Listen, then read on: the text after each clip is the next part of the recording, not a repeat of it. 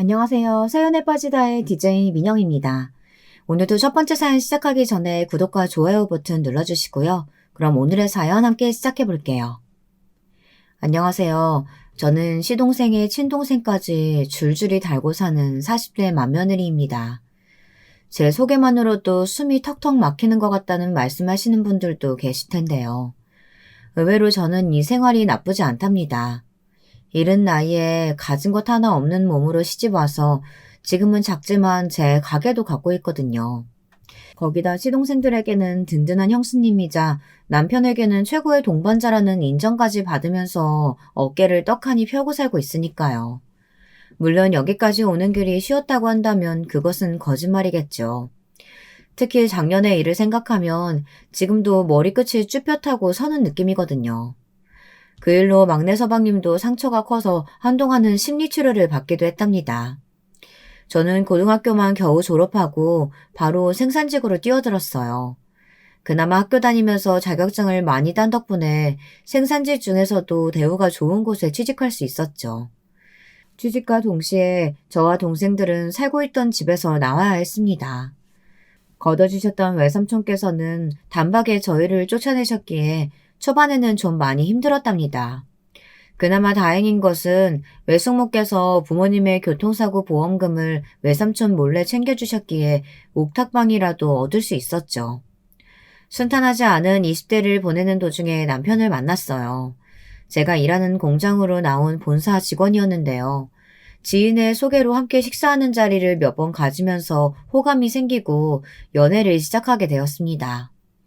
남편은 아들만 셋인 집안의 장남으로 시부모님께서는 곳곳에 체인점을 가지고 계실 만큼의 큰 음식점을 운영하고 계셨어요.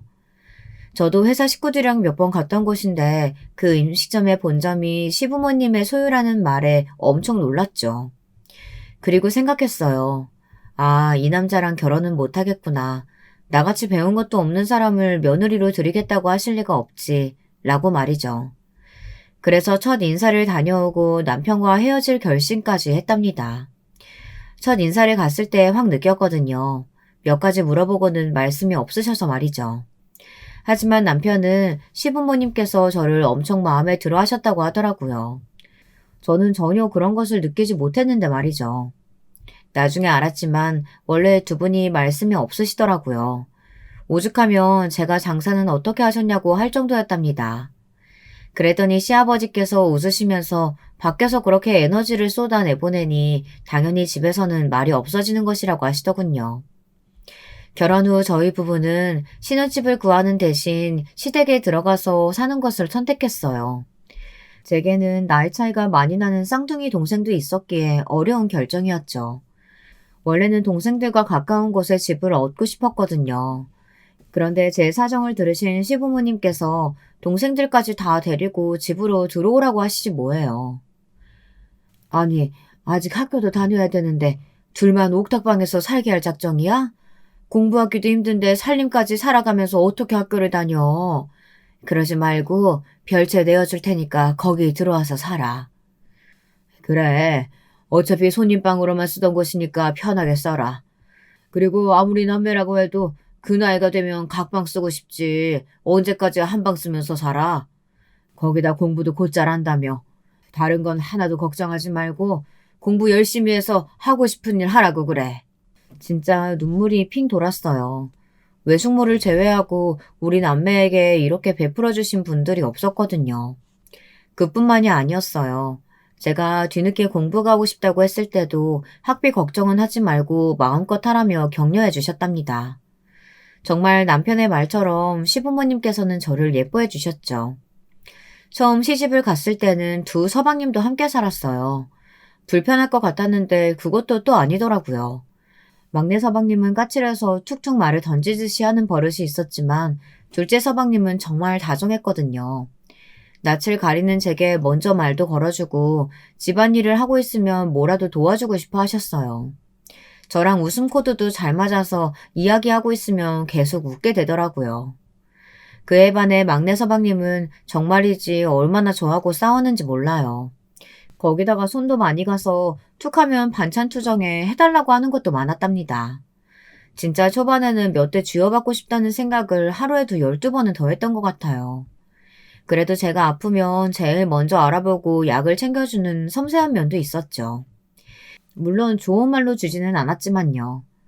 남편은 자기가 형제들에게 밀리는 것 같다는 소리를 종종 하면서 형수님 편만 드는 동생들에게 질투하기도 했는데요. 그때마다 시어머니께서 고개를 절레절레 저으시면서 남자들은 철이 들 수 없는 족속들이란 말씀을 하기도 하셨답니다. 지금까지 제 이야기를 들으신 분들은 시집 잘 갔다고 자랑하려고 사연을 보냈나 싶은 생각도 하실 수 있겠네요. 하지만 제가 하려는 이야기는 지금부터가 시작이랍니다. 싸움 한 번 없었다고 하면 그것은 거짓말이겠지만 저희는 그래도 평범하고 행복한 가정을 이루고 살았어요. 중간에 시부모님께서 고향으로 내려가서 살고 싶다고 하신 것을 제외하고는 큰일도 없었죠. 시부모님께서 하시던 일은 남편이 맡아서 했어요. 둘째 서방님께서는 베트남으로 해외 발령을 받으셨고요. 그리고 문제의 일이 벌어졌죠. 막내 서방님께서 결혼을 하겠다고 하셨거든요. 결혼 자체는 축복해야 할 일이죠. 거기다 그 까칠한 막내 서방님을 사랑에 빠지게 만들었다면 그것만으로도 환영할 이유는 충분했고요. 하지만 첫인상부터 정말이지 막내 동서는 충격 그 자체였어요. 막내 서방님이 결혼하고 싶은 여자를 데려온다는 말에 시부모님께서도 오랜만에 집에 오셨어요. 다들 어떤 사람이기에 막내 서방님이 죽고 못 사는 정도가 된 것이냐며 들뜬 목소리로 기대하셨죠. 그래서 집에 들어오는 소리에 다들 입구에 줄줄이 나가서 맞이도 했답니다. 그런데 막내 동서가 들어오는 순간 다들 입을 다물지 못했어요. 심지어 남편은 이게 무슨 일이냐는 소리까지 했죠. 머리부터 발끝까지 화려한 그 자체였는데요. 옷을 입은 것인지 벗은 것인지 알 수 없을, 아니 과연 이것을 옷이라고 해도 될지 모를 정도의 의상을 갖춘 막내 동서가 웃으면서 들어오더군요. 남편은 물론 시부모님도 눈을 어디다 둬야 할지 몰라 당황하는 것이 느껴졌어요. 가슴골이 훤히 다 보이는 것은 물론이고 치마는 엉덩이 라인 아래로 아슬아슬하게 떨어지고 있었죠. 진짜 속으로 미쳤어라는 소리를 몇 번이나 했답니다. 거기다 향수 한 병을 통째로 머리부터 부어버린 것인지 향이 코를 찌르다 못해 머리가 지끈거렸어요. 손톱에 새빨간 네일도 하고 대형 링 귀걸이뿐만이 아니라 목에는 화려한 목걸이까지. 그저 한숨만 나왔어요. 뭘 그렇게까지 기억하느냐고 하실 수도 있겠지만 제게는 너무나도 충격적이었기에 시간이 지난 지금도 어제 일처럼 생생하게 말할 수 있답니다. 안녕하세요. 처음 뵙겠습니다. 아버님, 어머님, 아주버님, 형님. 이야기 많이 들었어요. 잘 부탁드려요. 말씀드렸죠? 결혼하고 싶은 사람이라고. 패션 쪽 일하고 있다 보니까 옷이 좀 화려해도 이해해 주세요. 막내 서방님은 아무렇지 않게 소개를 했지만 그 누구도 쉽게 반응하는 사람이 없었어요. 그나마 빨리 정신을 차린 것은 시어머니셨어요. 우선은 저녁부터 먹자고 하면서 가족들을 식탁으로 이끌었죠. 남편은 무슨 정신으로 온 것인지 모르겠다며 중얼거렸지만 그 누구도 반박할 수가 없었어요. 막내 동서의 무개념 행동은 식탁에서도 이어졌어요. 사실 시부모님도 오시고 손님도 온다고 해서 음식 준비하면서 고민이 많았거든요. 막내 서방님께 혹시 알레르기 같은 것은 없느냐고 사전에 물어보고 준비했을 정도로 나름 신경을 많이 썼는데 식탁에 앉자마자 대뜸 막내 동서가 그러더라고요. 자기는 커피면 된다고 말이죠. 식탁에는 침묵이 흘렀습니다. 오죽하면 막내 서방님까지 당황하는 얼굴로 막내 동서에게 한마디 하더군요. 커피라니, 형수님께서 자기 인사 온다고 신경 많이 쓰셨는데 이건 경우가 아니잖아. 신경 써주신 건 감사하지만요. 요즘 다이어트 기간이라서요. 6시 이후에는 아무것도 안 먹거든요. 물도 안 마시는데 그래도 가만히 있는 건 예의가 아닌 것 같아서 커피라도 마시려고요. 아메리카노로 부탁드려도 될까요? 시럽은 없이요. 커피가 없는 건 아니지만 식사하는 자리잖아요. 아무리 다이어트 한다고 해도 오늘은 치팅데이라고 생각하고 좀 들지 그래요. 다들 언짢은 얼굴만 하고 있기에 참지 못한 제가 먼저 입을 열었습니다. 부드럽게 말할 생각이었지만 뾰족한 말투가 나오는 것은 어쩔 수 없었죠. 막내 서방님이 허둥거리며 막내 동서에게 조금은 들라고 권했어요. 하지만 막내 동서는 입을 한 발음 빼고는 저를 노려보고 있었죠. 식탁의 분위기가 묘하게 흘러갔어요. 다들 안절부절 못하고 있었고 막내 동서는 명백하게 적대감 어린 눈으로 저를 보고 있었어요. 저 역시 질 수 없다는 생각으로 마주하고 있었고요. 결국은 시아버지께서 그럼 식사는 손님이 가고 나서 하자고 하시고는 할 말이 있으면 하라고 하셨어요. 막내 동서는 오라고 하셔서 왔는데 할 말을 해보라고 하시니 당황스럽다고 말하고는 궁금하신 것 있으시면 다 대답하겠다고 했죠. 정말이지 어처구니가 없는 반응이었어요. 등장부터 시작해서 지금까지 마음에 드는 구석이라고는 하나도 없는데 궁금한 것이 있을 리가 있나요? 당장이라도 나가줬으면 좋겠다는 생각만 들었는데 말이죠. 아니나 다를까 시부모님 중 어느 누구도 입을 열지 않았어요. 그저 막내가 결혼하고 싶은 사람이 있다는 소리에서 누군지 궁금했거든요. 그래서 저녁이나 먹자고 불렀는데 중간에 말씀 끊어서 죄송한데요. 저도 오빠랑 결혼할 생각으로 만나는 중이니까 그 부분에 대해서는 신경 쓰지 않으셔도 돼요. 저는 올해 안으로 결혼식 했으면 좋겠다고 했는데 오빠는 내년에 결혼하자고 하더라고요. 그래서 그건 생각이 좀 필요하다고 결정을 미룬 상태예요. 부모님은 무슨 일 하시고? 아가씨는 패션 쪽에서 일한다고? 부모님은 이민 가셔서 호주에 계시고 저는 패션 잡지 편집부에서 일하고 있어요. 뭐 아직은 제대로 된 기획을 맡을 수준은 아니지만요. 막내 동서는 진지하게 결혼을 생각하고 있다고 말하며 자신은 집안 살림에 익숙하지 않으니 여기 들어와서 살고 싶다고 말하더군요.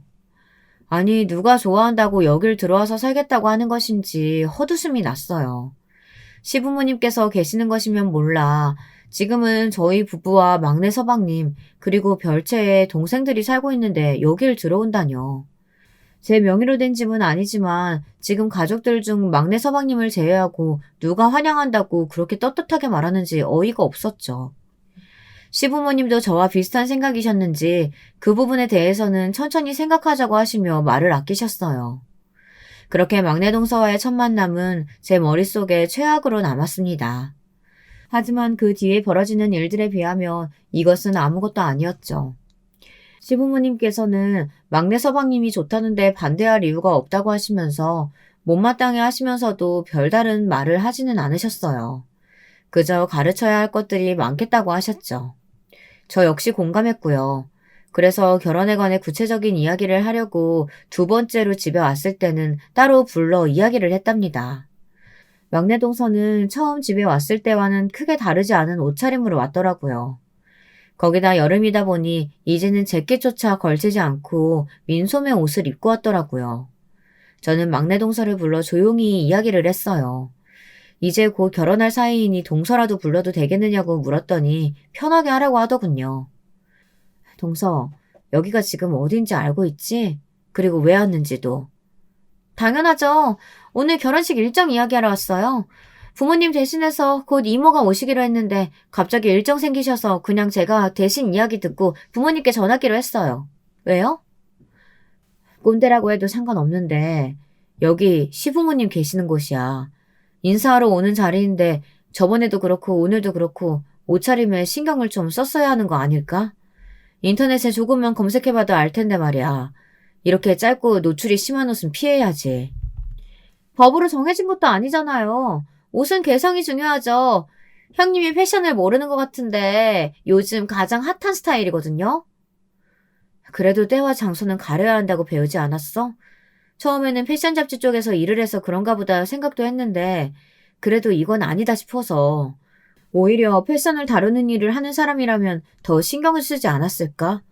시부모님은 물론 다른 가족들이 곤란해하는 것 정도는 좀 알아줬으면 좋겠어. 막내 동서는 자신만의 색깔이라고 하며 말도 안 되는 이유를 들어가며 대답했지만 저는 끝까지 때와 장소에 어울리지 않은 옷이었다고 말했죠. 막내 동서는 알아들을 수 없는 용어들까지 들먹이면서 제게 짜증을 냈어요. 하지만 저는 눈 하나 깜짝하지 않고 다음에 시부모님을 만나는 자리가 또 만들어진다면 부디 그 상황에 맞는 옷을 입어달라고 말했죠. 저를 설득하려던 막내 동서가 입을 꾹 다물고는 노려보더군요. 저는 그래서 네가 뭐 어떻게 할 건데 하는 시선으로 막내 동서를 바라봤고요. 결국 먼저 고개를 돌린 것은 막내 동서였어요. 알겠다고 하면서 주의하겠다고 말하더군요. 저는 그래도 말귀는 알아듣는구나 싶어 내심 안도했답니다. 하지만 그것은 저의 착각이었어요. 막내 동서를 데려다주고 오겠다던 막내 서방님께서 다시 돌아오셔서는 저를 원망 섞인 눈으로 바라보며 화를 내더라고요.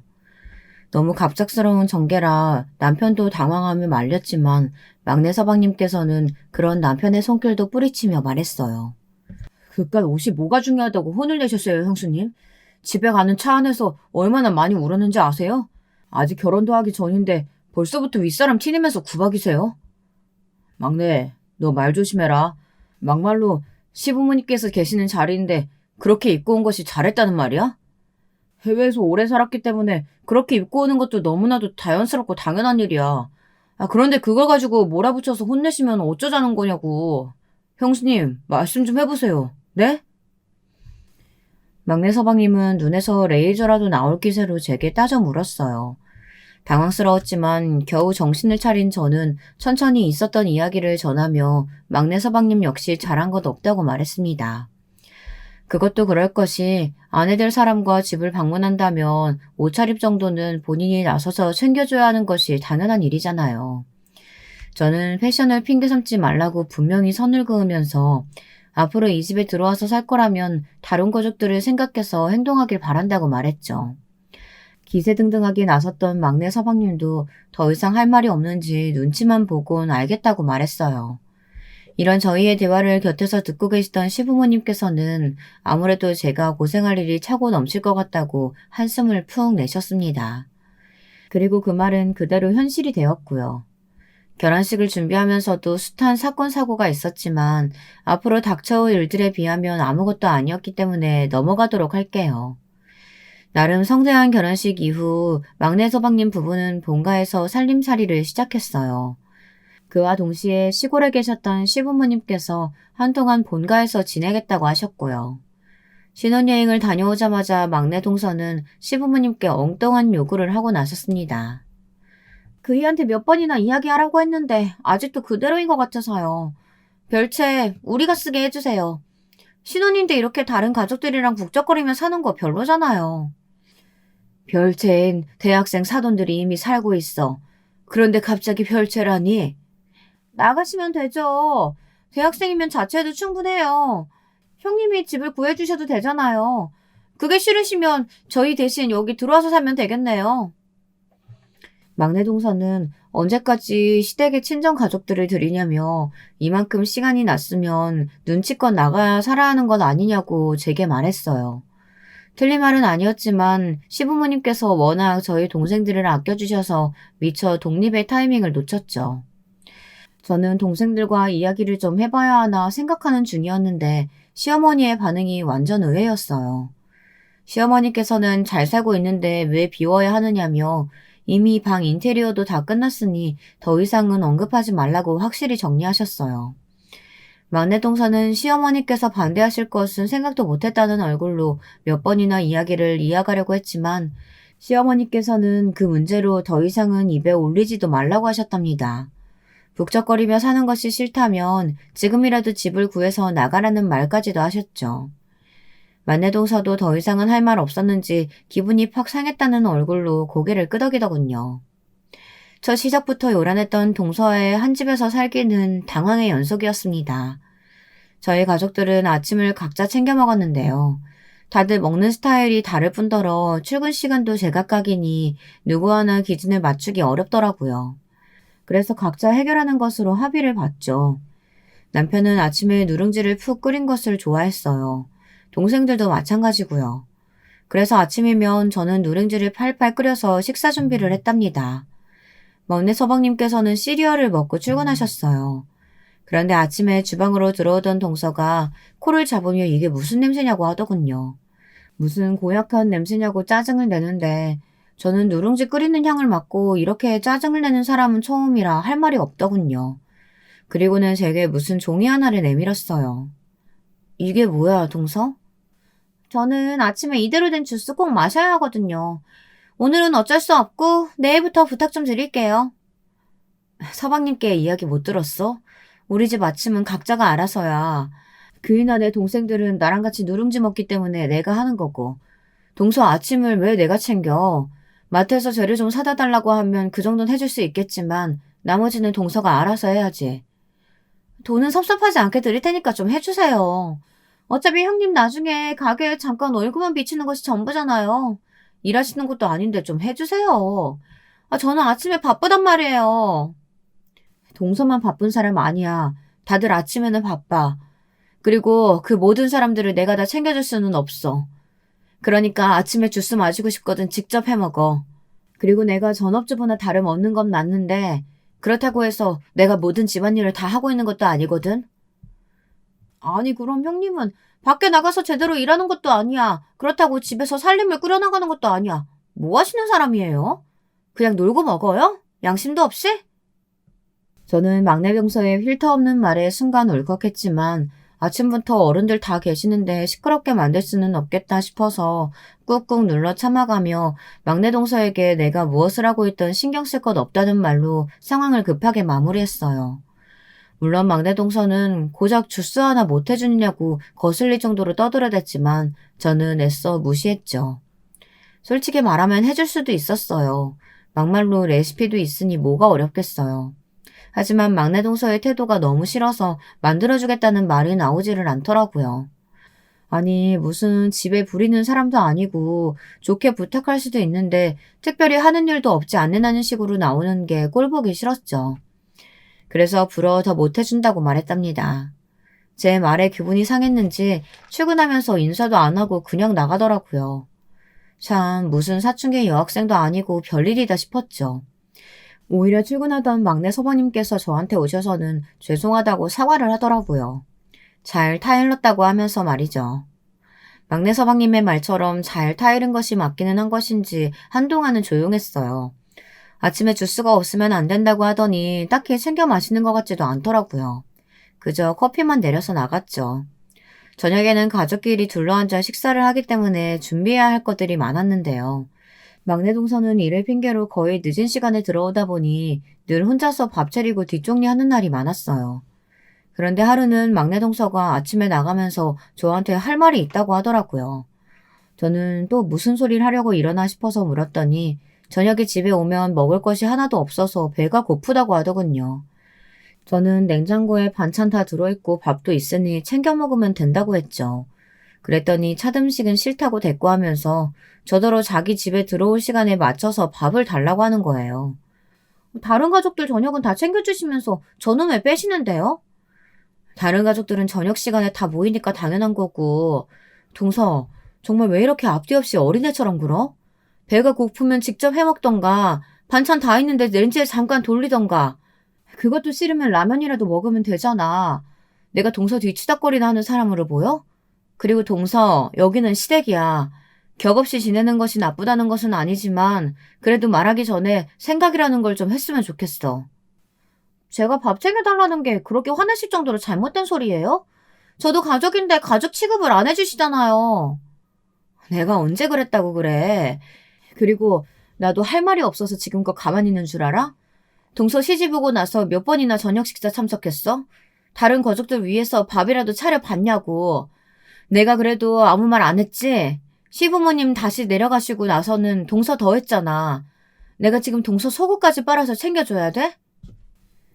그저께 시부모님께서 내려가시고 빨래를 하려고 하는데 막내 동서의 속옷이 떡하니 빨래통에 들어있더라고요. 제가 빨래는 옷 색깔별로 구별해서 하는 편이라 바구니가 여러 개인데 막내 동서는 그 분류마저 하지 않았죠. 그 정도는 저도 이해할 수 있어요. 뭐 바쁘면 그럴 수 있지. 하지만 속옷까지 저한테 시키는 것은 좀 아니지 않나요? 다른 가족들도 속옷은 자신이 빨아서 널어두는데 이게 무슨 일인가 했죠. 막내 도련님께서 아직 이야기를 안 하신 것은 아닌가 의문이 들기도 했고요. 저녁에 퇴근하면 좋게 이야기해야겠다 싶었는데 막내 동서가 어이없는 요구를 하자 저도 모르게 지적하는 말투로 튀어나와 버렸어요. 그런데 제 말에 막내 동서의 반응이 가관이었어요. 어차피 세탁기 돌리는데 뭐가 문제라는 것인지 모르겠다는 얼굴이었죠. 그 얼굴을 보고 있으니 제가 정말이지 꼰대가 맞기는 하구나 싶더군요.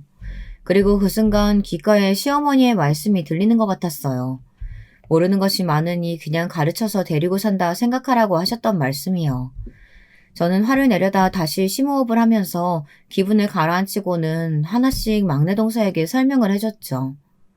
형님 진짜 웃기신다. 막말로 설거지는 식기세척기가 다 해줘. 빨래는 세탁기랑 건조기가 해줘. 형님이 집에서 하는 일이라곤 고작 밥하는 게 전부잖아요. 저는 달라요. 직접 제 손으로 잡지라는 걸 만들어내고 있다고요. 제가 왜 들어와서 살기로 했는데요. 일에만 집중하고 싶어서 선택한 건데 이렇게 눈치 주면서 잔소리 하실 줄 알았으면 들어와서 살지 말 걸 그랬어요. 그래? 그럼 지금이라도 늦지 않았으니까 나가서 살아. 여럿이 함께 사는 공간에서 서로 지켜줘야 할 예의는 있어야지. 나더러 고리타분하니 늙었다니 무슨 말을 해도 상관없는데 앞으로 조심할 거 아니면 나가서 살아. 제 설명에도 막무가내로 나오는 막내 동서의 모습에 화가 난 저는 새로 집을 구해 나간다고 해도 말리지 않겠다고 말해버렸어요. 그랬더니 갑자기 막내 동서가 큰 소리로 울기 시작했어요. 동네 떠나가라 큰 소리로 우는데 당황스러웠죠. 곧 막내 도련님과 남편이 헐레벌떡 식탁으로 모였어요. 막내 도련님은 울고 있는 막내 동서를 감싸 안으며 이게 무슨 소란이냐고 물었죠. 그랬더니 막내 동서가 앞뒤 사정은 다 잘라먹고는 제가 집을 구해서 나가라고 했다는 말만 하더라고요. 자기가 무슨 소리를 해서 제가 그런 말이 나왔는지 쏙 빼고 말이죠. 막내 도련님은 정말 그런 말을 했느냐고 제게 묻더니 이 집이 형수님 것도 아닌데 왜 텃세냐고 하더군요. 아니 적어도 무슨 일이 있었는지 물어봐야 하는 것 아닙니까? 저는 막내 서방님의 이야기에 상처를 받았어요. 함께 봐온 세월이 있는데 제가 그런 말을 이유 없이 내뱉지는 않았을 거다 정도는 생각해 줄 것이라고 믿었거든요. 제가 충격을 받아 입만 벌리고 서 있자 남편이 나서서 제 편을 들어주었어요. 어떤 일이 있었는지도 모르면서 어디 형수 앞에서 언성을 높이고 있어? 그리고 너희 형수가 함부로 그런 말할 사람이냐? 모르죠. 어머니 아버지도 안 계시니 이 마당에 대장놀이라도 하고 싶으셨을 수도 있고요. 형수님 처음부터 이 사람한테 불만 많으셨잖아요. 서방님, 불만이라뇨. 제가 뭘 어떻게 했다고 이러세요? 제가 말은 안 했지만 이 사람이 뭐라든 못마땅해 하시면서 잔소리만 하셨잖아요. 처음에는 이 사람이 잘못했다고만 생각했는데 한두 번도 아니고 너무하시잖아요. 저한테 원망만 늘어놓는 만내 서방님을 보자 머릿속이 하얗게 되며 더 이상 길게 이야기해봤자 소용없구나 싶더라고요. 화가 잔뜩 난 남편이 뭐라고 하려는 것을 막은 저는 됐다며 앞으로 일체의 말을 안을 테니 마음대로 해보라고 했죠. 속이 상한 저는 그대로 방으로 들어갔고요. 문 밖에서 남편과 막내 서방님이 대화 나누는 것이 들렸지만 저는 이불을 머리끝까지 덮어쓰고는 모르는 척 했답니다. 그날 이후로 막내 서방님 내외와는 대면대면한 사이가 되었어요. 막내 서방님께서 몇 번이나 제게 말을 걸고 싶어 하셨지만 저는 싸늘하게 무시했죠. 어른으로서 그렇게 행동하면 안 되는 것은 알고 있었지만 저도 화가 풀리지는 않았거든요. 그와 다르게 막내 동서는 아무 일도 없었던 사람처럼 제게 말을 걸었어요. 제가 대답을 해주지 않더라도 상관없었죠. 그저 자신이 원하는 일만 하면 그뿐이었으니까요. 그렇게 화가 나서 말을 하지 않았던 것도 잠시였어요. 그날은 갑자기 막내 동서에게 전화가 왔었죠.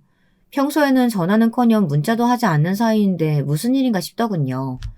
전화를 받았더니 다짜고짜 집들이를 하겠다고 하는 거예요. 이건 또 무슨 신박한 개소리인가 싶어 무슨 집들이냐고 물었죠. 회사 사람들이 자꾸만 집들이를 하라고 등 떠밀어서 어쩔 수가 없다고 하더군요.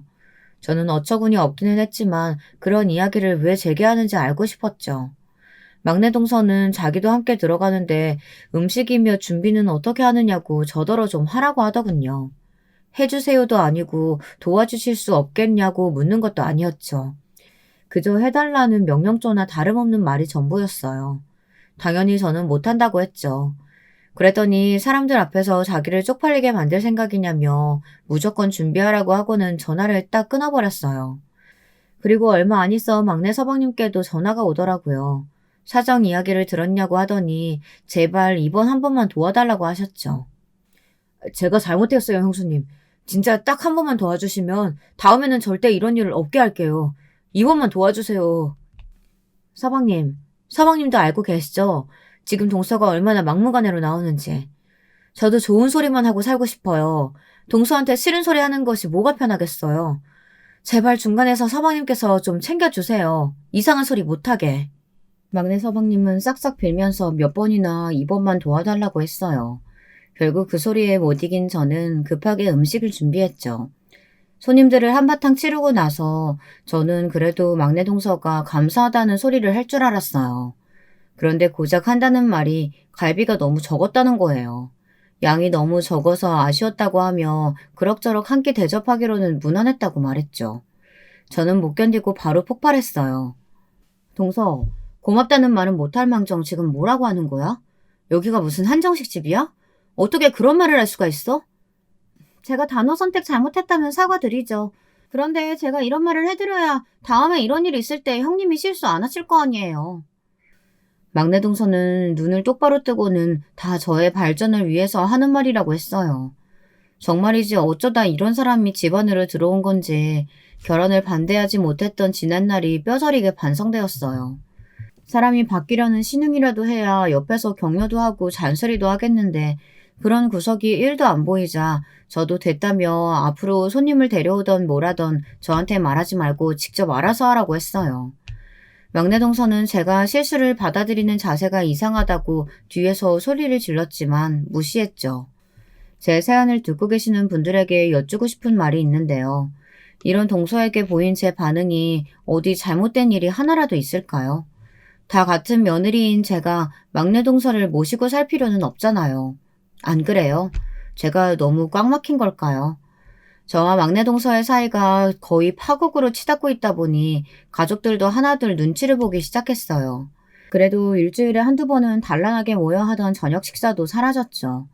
거기다 막내 동서가 집에 들어오는 시간이 점점 늦어지더라고요. 처음에는 8시 정도가 되더니 어느새 보니 11시가 다 되어도 들어오는 날이 허다했죠. 그러면서 그 밤중에 주방을 어지럽혀 두고 잠들어서 아침에 일어나면 그것을 치우는 일이 보통이 아니었어요. 하지만 저는 따로 말하지는 않았습니다. 여기서 더 이야기를 해봤자 통할 것 같지도 않았고 더 이상의 분란은 막고 싶었거든요. 하지만 그것은 저만의 착각이더군요. 정말이지 일어나서는 안 될 일이 터지고야 말았죠. 속옷 빨래 사건 이후로 빨래통에서 막내 동서의 속옷을 발견하는 일은 없었지만 여전히 정리가 안 된 빨래들이 가득했어요. 그날도 저는 한숨을 내쉬면서 옷을 분류하고 세탁기에 돌려도 되는 것들이 무엇인지 하나씩 확인을 하고 있었죠. 그날따라 일찍 퇴근한 막내 동서는 제게 다가와서는 드라이를 꼭 맡겨야 한다며 몇 벌의 옷을 주더군요. 제가 받지도 않고 가만히 바라보자 엄청난 고가의 의상이니 절대로 상하면 안 된다는 소리와 함께 돈까지 주면서 세탁소에 맡겨달라고 했죠.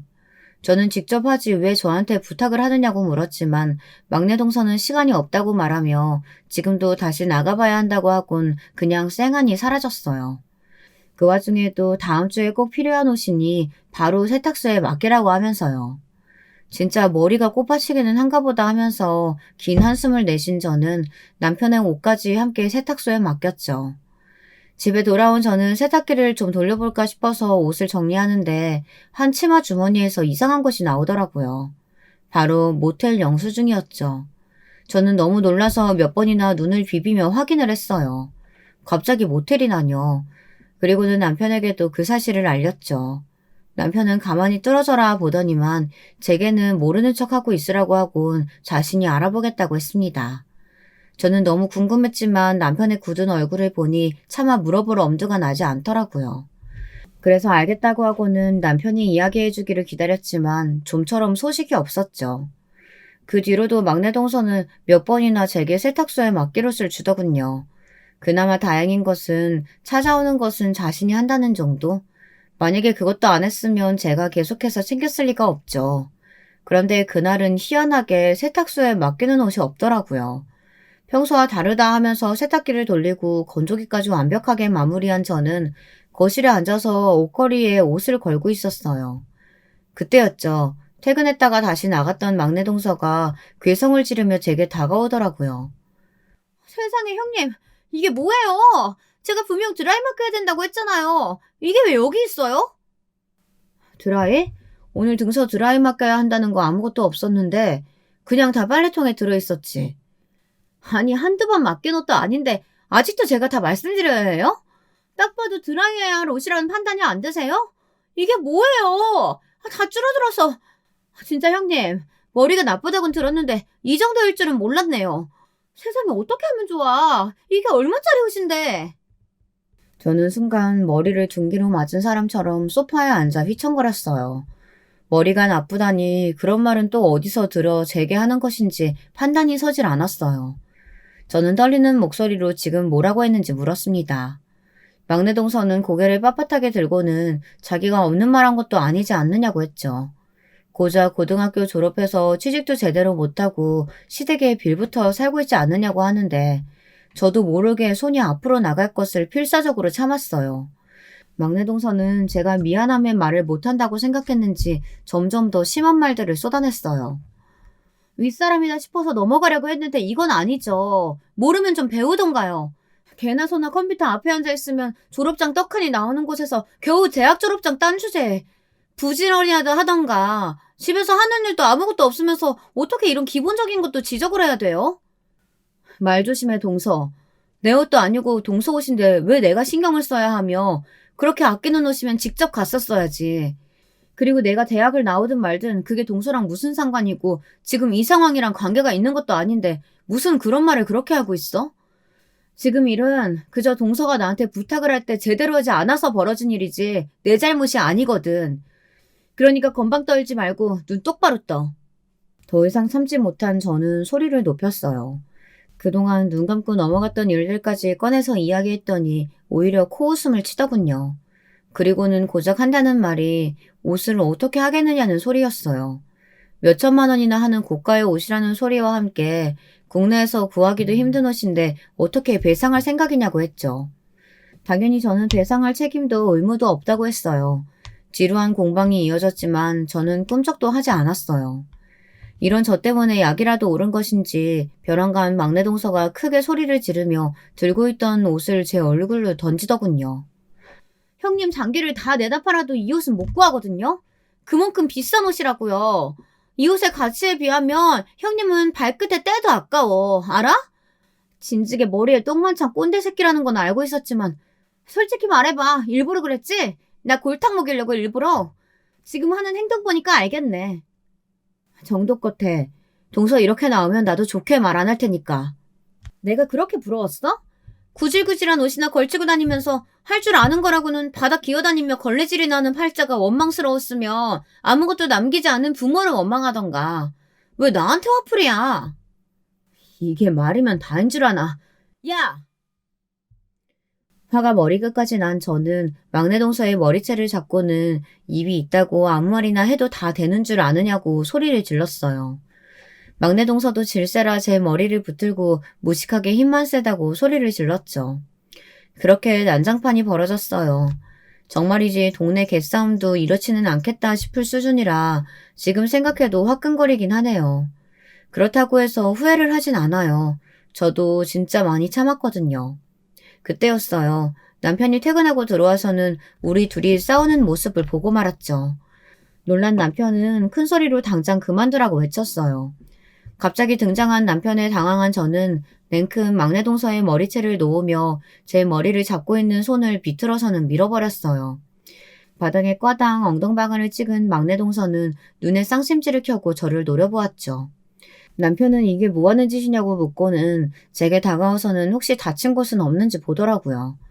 저는 괜찮다고 했지만 남편은 미간에 잡힌 주름은 좀처럼 펴지지 않았어요. 때 맞춰서 잘 나타나셨네요.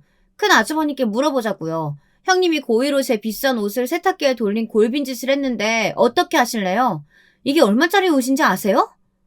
재수씨, 말 가려가며 해요. 다들 왜 저한테만 그러세요? 미친년은 저쪽인데. 또라이 짓은 정연이 했는데 왜 나한테만 화를 내냐고. 내가 뭘 잘못했다고. 남편의 경고에 서름이 복받친 막내 동서는 악을 써가며 소리를 질렀어요. 그리고 그 소리를 집에 들어오던 막내 서방님이 듣고 말았죠. 막내 서방님은 엉망이 된 저와 막내 동서를 번갈아 바라보고는 이게 무슨 일이냐고 물었어요. 막내 동서는 울면서 제가 고의로 비싼 옷을 망가뜨렸다는 소리를 했고 막내 서방님은 사실이냐고 저를 보며 물었어요. 저는 너무 어이가 없어서 막내 동서의 말을 믿는 것이냐고 물었지만 서방님은 대답을 하지 않더군요. 막내 동서는 대성통곡을 하면서 자신이 아끼는 옷인데 어떻게 하느냐고 했고요.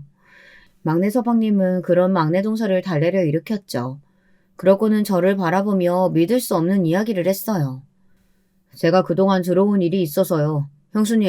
형수님께서 이 사람한테 자격지심 같은 거 느낀다고 하시던데 그 때문이세요? 뭐요? 자격지심? 내가요? 이 사람은 밖에서 직업 가지고 자기 하고 싶은 일 하잖아요. 충분히 부러우실 수 있었다고 생각해요. 그래도 이렇게 나오시면 곤란하죠. 이럴 시간 있으면 책이라도 한 줄 더 보시던가요. 어떻게 이렇게 유치하게 나오실 수가 있으세요? 그래도 형수님은 그럴 분 아니라고 생각했는데 정말이지 형수님께 실망. 그때였어요.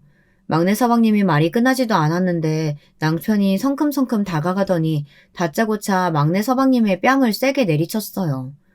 정말이지 무슨 돌덩이가 깨지는 소리가 났죠. 이가 한두 개 날아간 것은 아닐까 의심이 들 정도로 큰 소리였어요.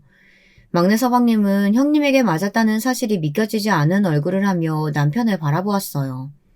입 안쪽에 터진 것인지 피가 입가로 흘려내렸죠. 막내 동서는 호들갑을 떨며 피가 난다고 외쳤지만 남편은 꼼짝도 하지 않고 막내 서방님만 바라보고 서 있었어요. 숨막히는 긴장감에 온몸에 털이 곤두서는 기분이었어요. 사람을 때렸다며 신고하겠다고 오두방정 떨던 막내 동서도 남편의 분위기에 압도당했는지 뒤로 물러났죠. 주변이 조용해지자 남편이 안주머니에서 사진 몇 장을 꺼내고는 바닥으로 뿌리며 말했어요. 정신 차려 이 새끼야. 네 마누라가 어떤 사람인 줄 알고 편을 드냐? 어? 뒤지기 싫으면 네 마누라 관리 잘해.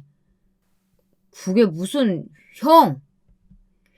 평소에 쓰지도 않는 거친 욕설을 곁들인 남편의 경고에 막내 서방님은 정신이 번쩍 든 사람처럼 몸을 부르르 떨더니 바닥에 떨어진 사진을 줍기 시작했어요. 저 역시 제 발밑으로 떨어진 사진을 주워들었죠. 사진에는 벌거벗은 두 남녀가 찍혀 있었어요. 그리고 그 남녀는 제가 너무나도 잘 아는 사람들이었죠. 여자는 막내 동서였고 남자는 집들이에 왔던 회사 팀장이라는 사람이었어요. 너무 놀란 제가 멍하니 사진만 바라보는 동안 막내 서방님께서는 숨을 몰아쉬며 사진 하나하나를 떨리는 손으로 줍고 있었어요. 물론 그 사진이 어떤 것인지 알게 된 막내 동서가 귀를 찢을 정도의 고음으로 소리를 지르며 사진을 빼앗으려 덤볐지만 소용이 없었죠. 막내 서방님은 떨리는 목소리로 이게 다 뭐냐며 막내 동서와 남편을 번갈아 바라보았어요. 남편은 덤덤하게 말했습니다. 그게 다일 것 같아? 저 여자가 네 뒤에서 무슨 짓 벌이고 있었는지 아느냐고. 너랑 이혼하고 한 재산 챙길 속셈이었단 말이다. 이혼이라뇨? 서방님이 뭘 잘못했다고 이혼이에요? 아주 대단한 일까지 벌이셨더니만 의사까지 매수해서 이따위 사진이나 찍고. 막내 동서는 남편이 내민 사진을 낚아채려고 몸을 날렸지만 제가 한 발 빨랐어요. 그 사진에는 온몸에 멍자국이 가득한 막내 동서의 사진이 찍혀 있었어요. 저는 한눈에 막내 동서가 계획한 것이 무엇인지 알 수 있었죠. 막내 서방님을 폭력 남편으로 고소를 하든가 아니면 이 사진으로 협박을 하든가 해서 위자료를 챙겨 이혼할 계획을 세웠던 것이었죠. 머릿속이 꼬파지라고 생각했던 막내 동서는 사실 이런 계획을 세울 정도로 무서운 사람이었던 것이었어요. 애시당초 이럴 작정으로 나한테 접근했어? 그래서 나한테 결혼하자고 했냐고? 다 들통난 마당에 뭘 다 숨겨. 내가 일부러 욕먹을 짓만 골라서 한다고 얼마나 힘들었는데. 저 여자한테 말도 안 되는 요구하면서까지 당신 성질 긁으려고 했는데 꿈쩍도 안 하더라. 그래서 사람 좀 써서 그럴듯하게 포장했지. 그런데 이렇게 뽀록날 줄이야. 막내 동서는 지금까지 벌벌 떨던 모습은 어디로 가고 아무렇지 않게 옷을 털고는 바닥에 떨어진 자기 가방을 주워들었어요. 이왕 이렇게 된 거 조용히 정리하자는 말과 함께 말이죠. 저는 온몸에 소름이 돋았어요. 그동안의 모든 모습들이 연기였다는 생각에 간담이 서늘했죠. 하지만 이 모든 것을 알아본 남편은 조용한 해결이란 없다며 경찰에 신고를 하겠다고 말했어요. 하지만 막내 동서는 뭐로 고소할 작정이냐며 도리어 물었죠. 불륜죄가 성립하는 것도 아니고 아직 위자료를 청구한 것도 아니니 사기죄가 성립되는 것도 아니라면서 무슨 죄가 있느냐고 했어요. 그 말에 저는 할 말을 잃었어요. 얼핏 듣기로는 막내 동서가 하는 말이 맞는 것 같았거든요. 그저 우리가 할 수 있는 것은 결혼 무효 소송이나 정신적 피해 보상 정도가 전부지 않을까 싶었거든요. 막내 서방님은 그런 막내 동서의 말에 바닥에 털썩 주저앉아서는 멍하게 허공만 바라보았죠. 걔가 똥을 끊을까? 이런 계획이 처음은 아니잖아. 안 그래? 남편이 한마디 던지자 삽시간에 분위기가 달라졌어요. 방금까지 떳떳해하던 막내 동서의 얼굴에도 균열이 가기 시작했죠. 남편은 이미 사기죄로 검찰에 신고했다고 하며 곧 들이닥칠 거라고 말했어요. 막내 동서는 무슨 사기죄냐고 언성을 높였죠. 하지만 남편은 죄가 있는지 재판장에서 밝혀보자고 말했어요. 남편은 경찰이 아닌 검찰에 신고를 했으니 그냥 넘어갈 수 있을 거라고는 생각하지 말라고 하더군요. 그제야 그 모든 일이 진짜라는 자각이 생겼는지 막내 동서가 서둘러 집을 나가려고 했지만 오히려 남편이 좀 더 빨랐어요.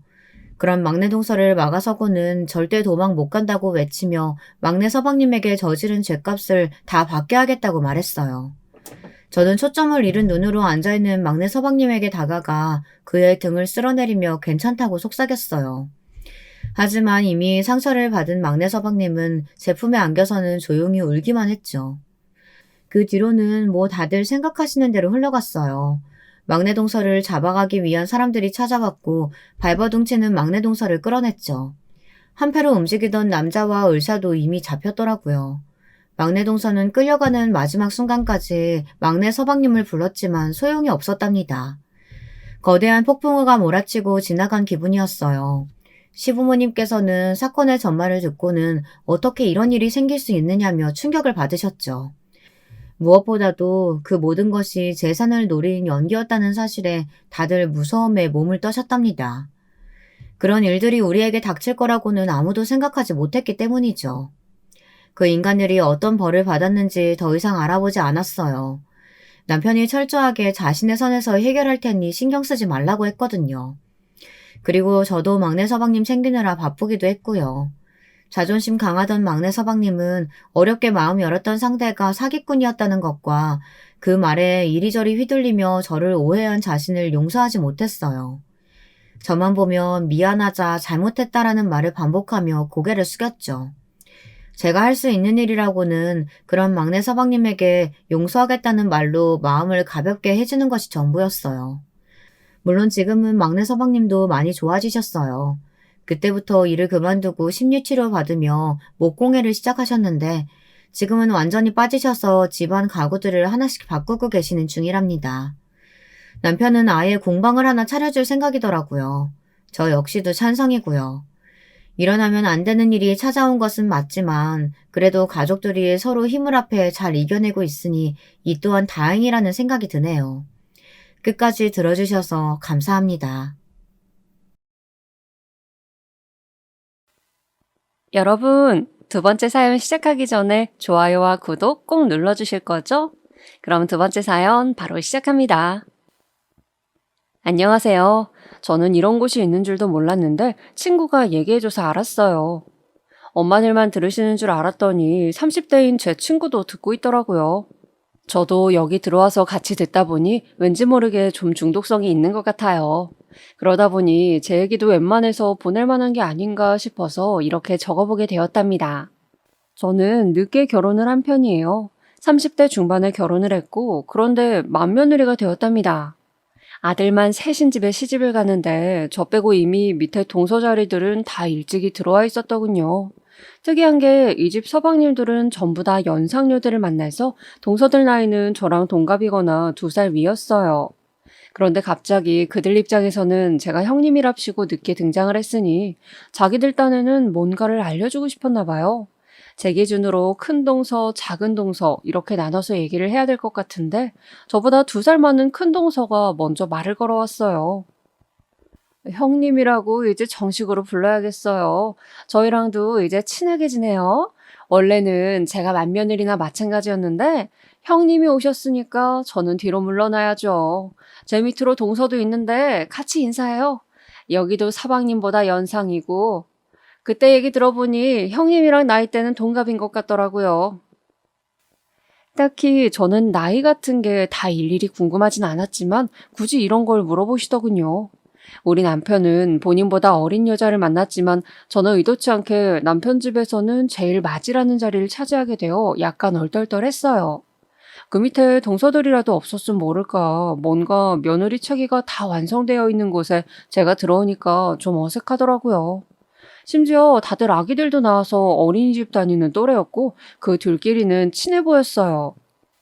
뭔가 저만 외톨이인 느낌이 들었지만 그래도 시댁 식구들 얼마나 볼 일이 있나 했어요. 그런데 어이가 없는 게 시댁 식구들을 얼마나 볼 일이 실제로 많더라고요. 제가 생각할 때에는 어머니도 좀 문제가 있으신 것 같아요. 얘 큰애야. 이제 네가 진짜 우리 집 큰애구나. 그동안은 둘째네가 거의 큰 며느리 역할을 했다. 네가 이제 결혼해서 며느리가 되었다지만 그래도 걔네들한테 많이 묻고 그래라. 둘째랑 셋째 둘 다 어찌나 며느리로 잘했는지 동네에서 아주 칭찬이 자자했어. 내가 어딜 가던 우리 며느리들 자랑하고 그랬다. 모르는 거 있으면 걔네들한테 물어봐라. 이 말을 듣고 나니 딱히 그들이 저에게 뭐라 한 것도 아닌데 썩 기분 좋게 느껴지지는 않더라고요. 저희 어머니가 좀 지혜롭지 않으셨던 것 같아요. 괜히 며느리들 간에 서열 같은 걸 만드시고 그 안에서 본인이 퍼즐을 맞추듯 누구는 어떻게 저렇게 이런 말씀을 하시니까요. 듣는 저는 묘하게 기분이 나쁜 거예요. 며느리 노릇을 대체 뭐 얼마나 챙겨받으시려고 뭘 배우라고 하시는 걸까요? 제일 큰 문제는 어머니가 이렇게 만드신 것 같기도 하지만 좀 지켜보면 동서들의 모습에서 여러모로 쎄함을 느끼게 되었어요. 제가 늦게 결혼한다고 할 때 다들 시댁 뽑기 잘해야 한다, 이상한 시댁 걸리면 안 된다고들 했었는데요. 시간이 좀 지나고 나서 제가 이상한 시댁을 만났음을 실감했답니다. 그게 언제였냐면 나이가 꽤 있는 상태에서 노산 임신이 안 되어 힘들었던 해에 아마 여름이었던가 그랬을 거예요. 그때부터 동서들은 아주 싹수가 노란 행태를 저에게 저지르기 시작했었으니까요. 저도 호칭이 윗사람이지만 나이가 어리다고 너무 그들에게 맞춰주고 기죽어 있었나 봐요. 그래도 할 말은 다 했어야 했는데 왜 그렇게 바보같이 참고 있었을까요? 당시 아버님 칠순이셔서 다 같이 대가족 여행을 갔었는데요. 가기 전부터 큰동서는 이상하게 일을 나누기 시작하더군요. 형님, 이번에 아버님이랑 첫 여행이니까 잘 모르시죠? 아버님은 무조건 밥이 있으셔야 되는 타입이세요. 저희도 그것 때문에 얼마나 힘들었는지 몰라요. 그래도 형님은 지금 임신 준비 중이시라 몸도 조심하셔야 되고 하니 우리 일 너무 힘들게 하지 말아요. 각자 음식거리 나눠서 갖고 오고 또 웬만한 끼니는 우리 나가서 사 먹어요. 네? 이 정도까지만 들었을 땐 전 뭐가 문제냐 싶었어요. 그런데 그 뒤에 따라오는 얘기가 좀 이상하더라고요. 아버님은 국 종류가 꼭 있어야 하니까 형님이 끓이셔서 혹시 냉동해서 갖고 오실 수 있을까요? 저는 햇반이랑 이것저것 종류별로 흥미랑 다 챙겨서 갈게요. 저희 집 얼마 전에 일이 있어서 엄청 많이 받았거든요. 쌀도 많고 해서 사실상 처리도 해야 돼요. 그리고 작은 동서한테 물어보니까 자기가 반찬 해온다고 하더라고요. 제가 물도 갖고 올 테니까 형님은 국만 2종류 끓여다 주실 수 있을까요? 복잡한 거 말고 청국장이랑 미역국 요거 2개만 있으면 될 것 같아요. 여기까지 듣고 너무 당황스럽더라고요. 저는 임신 준비 중이라 임신 초기에 있는 분들 못지않게 모든 게 조심스럽고 몸이 힘든 상황이었어요.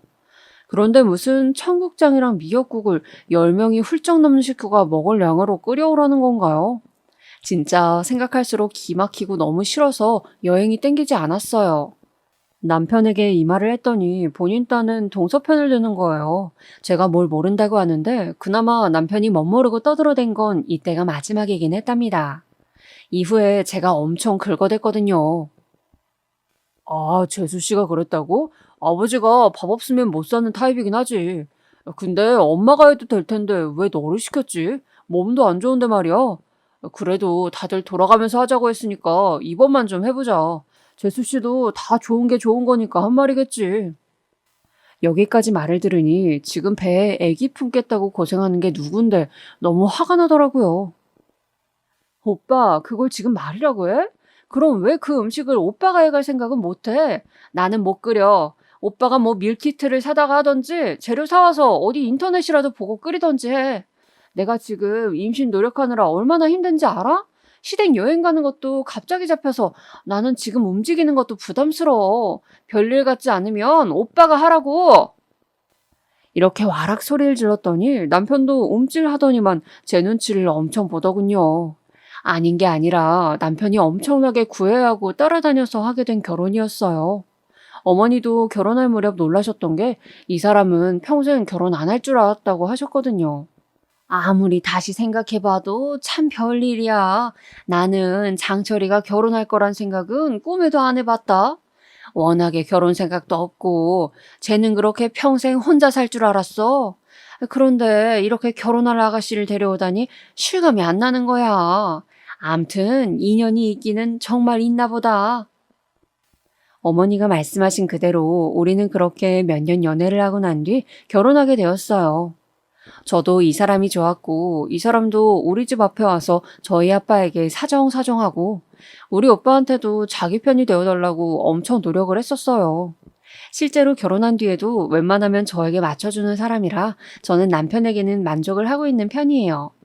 그런데 시댁 식구들, 특히 훨씬 더 남이고 저와 상관없는 동서관계가 너무 안 맞아서 고생스러웠던 거죠. 아무튼 이때 이렇게 흘러가는 와중에 어찌저찌 여행은 가게 되었고 결국 국은 제가 준비했어요.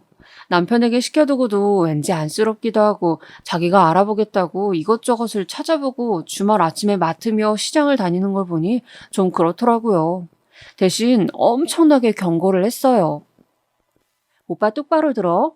나는 이게 마지막이야. 내 생에 절대 시댁 여행에서 이제 요리라는 건 없어.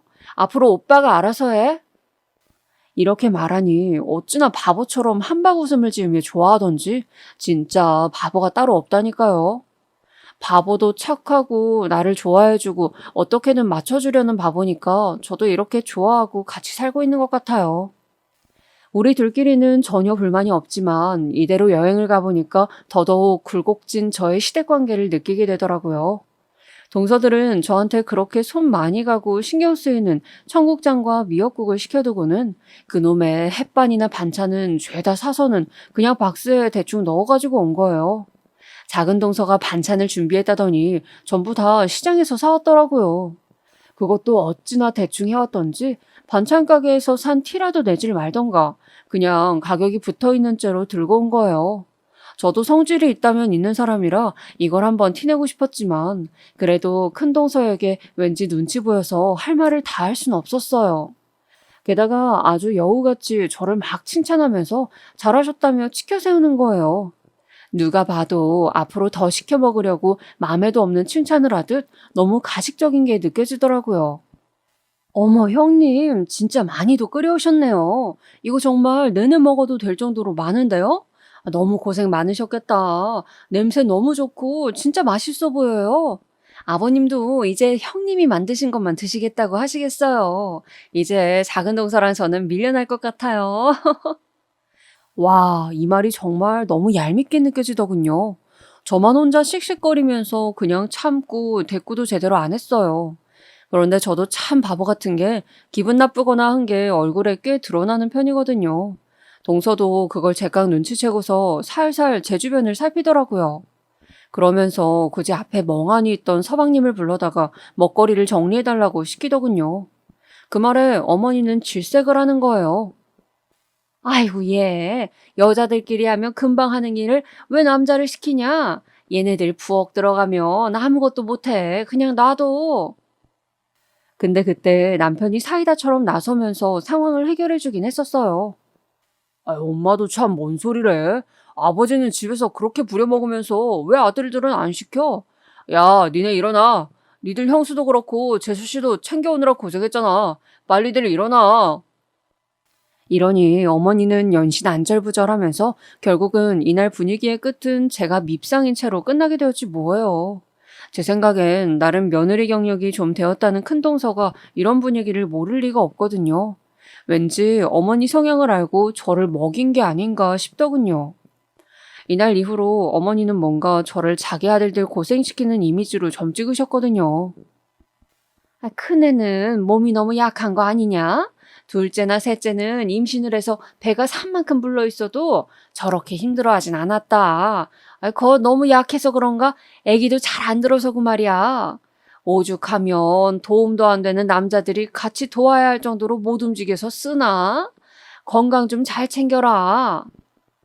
이러면서 입을 삐죽거리시는데 큰동서는 이때 옆에서 너무나 마음에 안 드는 나긋나긋한 표정을 지으며 말하더군요. 지가 시누이도 아니고 뭔데 이렇게 말리는 모습이 얄밉고 못돼 보이는 걸까요? 아유, 어머니 이해 좀 해주셔야죠. 형님이 저나 동서 나이 때 결혼하신 게 아니잖아요. 우리야 20대 후반에 애들 낳았지만 형님은 그때 저희랑 비교할 때 10년이나 더 지나서 임신하신 셈이잖아요. 원래 중반부터는 노산이라 검사할 것도 많고 보통 힘든 게 아니에요. 그런데 이제사 임신 준비를 하고 계시니 당연히 힘드실 만도 한 거예요. 마치 이런 말만 들으면 제 편을 들어주는 듯 하면서도 묘하게 저를 무시하는 말투였어요. 게다가 이때 한창 더운 여름날이었는데 가뜩이나 열이 많고 힘든 저를 조금도 배려하지 않더군요. 큰 동서랑 작은 동서는 자기네 애들을 챙긴답시고 수영장에 가자고 했다가 한낮에 그렇게 더운데도 땡볕에 식물원을 가자는 거예요. 저 진짜 누가 봐도 땀으로 샤워를 하고 있었거든요. 이런 제 모습을 힐끗 보고도 자기 애들한테는 손선풍기 쥐어주고 땀 닦아줘가면서 이러는 거 있죠? 얘들아, 이제 우리 식물원 들어갈 거야. 가서 꽃도 보고 곤충들도 보고 할 거니까 가서들 잘 보고 공놀이 하고 싶으면 해도 돼. 엄마가 물총이랑 비눗방울 다 갖고 왔어. 여기서 좀 오래 놀다 가자. 정말이지. 온도감이 다른 사람들끼리 극한의 날씨를 만나게 되면 어쩔 수 없이 마찰이 일어나게 되는 것 같아요.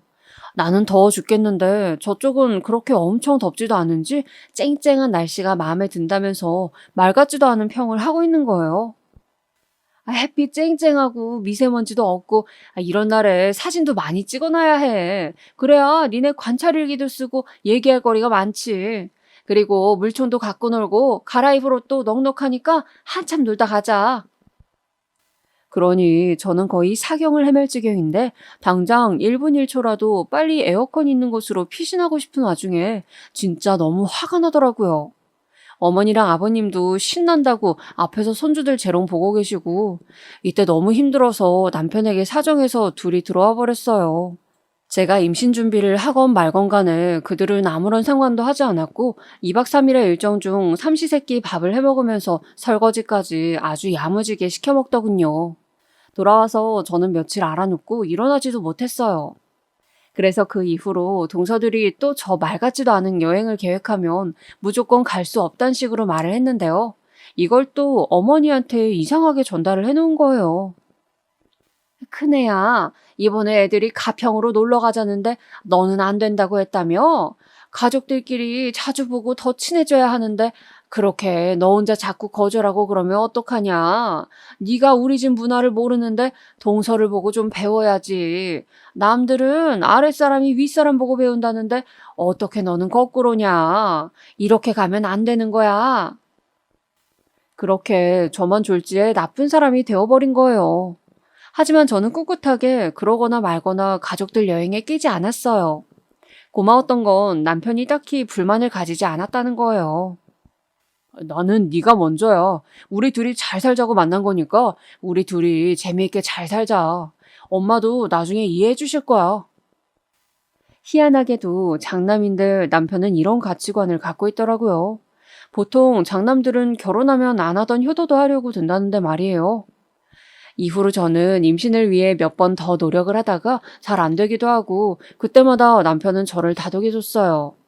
이런 부분 때문에 이 사람과 결혼했고 엄마도 남편이 저에게 했던 얘기들을 듣고 결혼 잘했다고 하시더군요. 여보, 애기 갖는 거 너무 힘들면 우리 그만 노력하자. 맨날 그렇게 혼자 주사 놓고 고생하고 하는 거 너무 속상해. 애기 있으면 너무 좋지만 없어도 우리 둘이 이렇게 행복할 수 있어. 그러니까 너무 부담 갖지 마. 남편은 최대한 제 부담을 덜어주려고 애썼고 평소 장난기가 많은 사람이긴 해도 중요한 부분에선 늘 제 편을 들어줬어요. 그런데 시댁 식구들은 그 꼴을 못 보겠나 봐요. 어머니는 그렇다 치고 동서들은 지극히 효자인 자기 남편들에게 불만이 꽤 많았던 모양이에요. 제가 남편 핑계대고 가끔 시댁 못 오게 하는 게 그렇게 싫은 양 굴더라고요. 형님, 이번에도 안 오시는 거예요? 임신되셨다는 소식 들었어요. 너무너무 축하드리는데, 근데 초기 좀 지나시고는 슬슬 움직이셔도 될 거예요. 제 친구도 노산으로 임신했는데, 나중에는 엄청 건강하게 뛰어다니더라고요.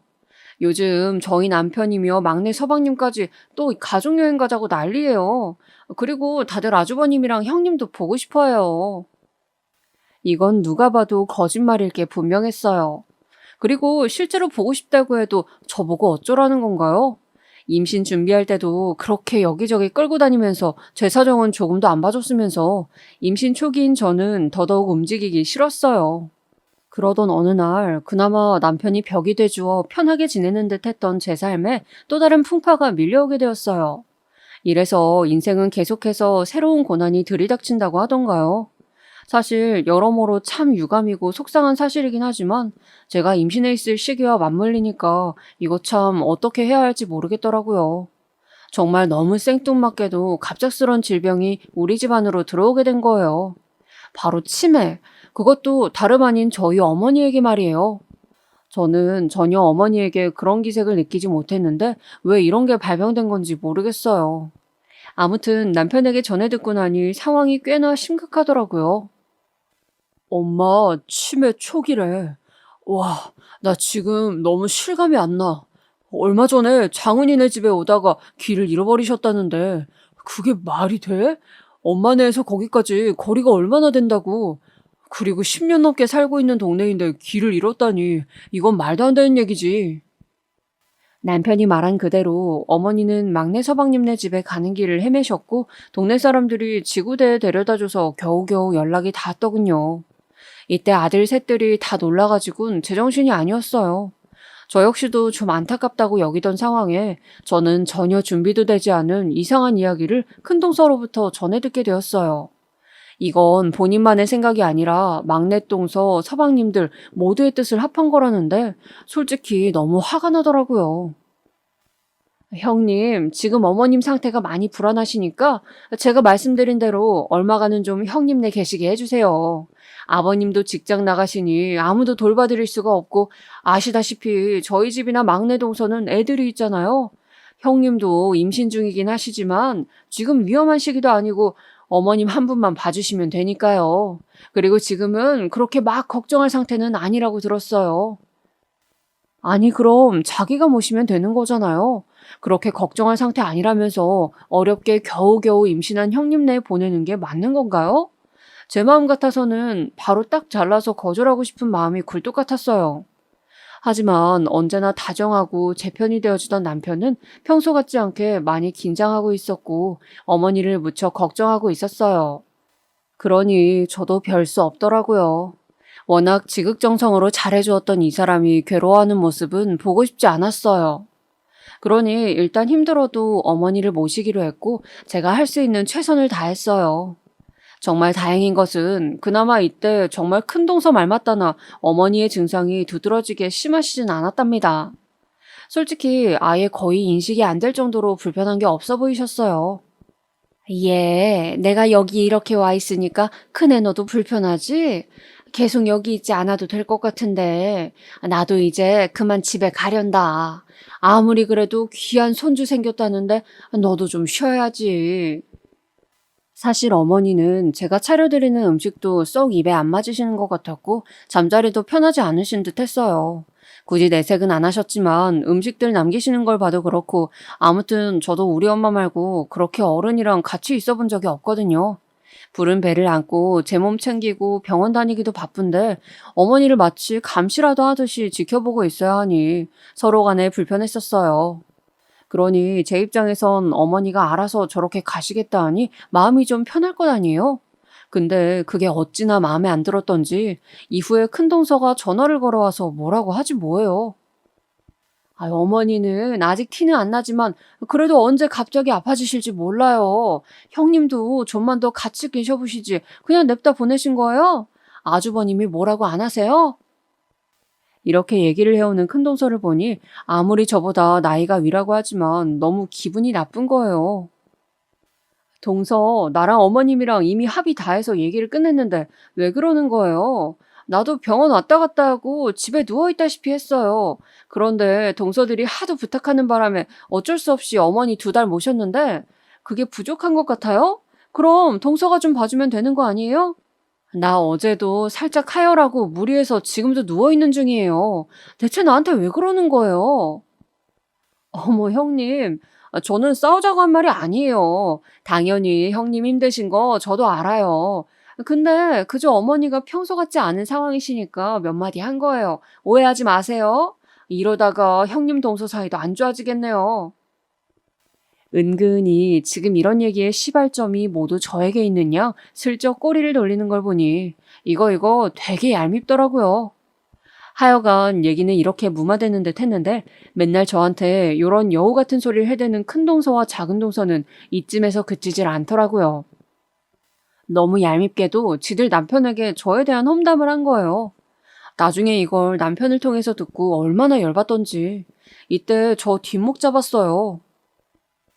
오빠 지금 뭐라고 했어? 그럼 큰 동서랑 작은 동서가 서방님들한테 그렇게 말한 거야? 내가 어머니 모시기 싫다고 했다고? 뭐 그런 식으로 말을 했다고 하더라고. 형수님한테 서운하다고 말을 하더라고. 일단 내가 걔네한테 뭐라고 하긴 했어. 장훈이는 막내라 바로 위에 있는 장수를 더 가깝게 여기고 무조건 따르는 편이기도 해. 그래봤자 뭐 내가 제일 큰형인데 쥐들이 어쩌겠어. 그리고 난 당신이 우리 엄마한테 어떻게 하는지 봤잖아. 그럼 더 얘기 들을 것도 없어. 아휴, 이렇게 한결같이 중심을 잡는 남편이라 참긴 했지만 솔직히 이 말을 전해 들은 것부터가 별로인 거예요. 계속해서 저는 씩씩거리고 있는 사이 이후 가족 모임에서 큰 동서와 작은 동서와 마주할 일이 있었어요. 그때 어찌나 꼴보기 싫던지 아는 척도 하기 싫어서 저도 모르게 그냥 대충 인사하고 지나갔었어요. 그랬더니 이것들이 자기들도 양심이 있었는지 조금 찔리긴 했었나 봐요.